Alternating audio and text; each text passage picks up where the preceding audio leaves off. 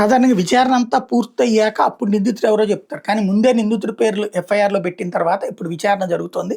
జగన్‌కి సంబంధించినటువంటి ఏదైతే యాక్సిడెంట్ కేసులో ఒక్కసారి స్టేషన్‌కి రండి అంటూ వైఎస్ఆర్‌సీపీ సానుభూతి పరులకు పోలీసుల నుంచి ఫోన్‌లు వస్తుండటంతో వారి కుటుంబ సభ్యులు ఆందోళనకు గురవుతున్నారు.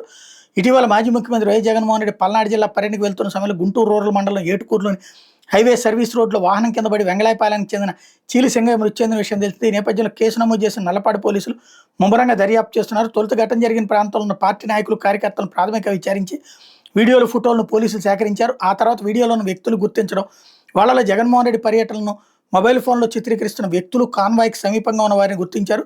ఒకసారి స్టేషన్కి రావాలంటే 2 రోజులుగా నల్లపాడు పోలీసులతో పాటు స్థానిక పోలీసులు ఫోన్లు చేస్తుండటం వాళ్ళ ఆందోళన కలిగిస్తోంది.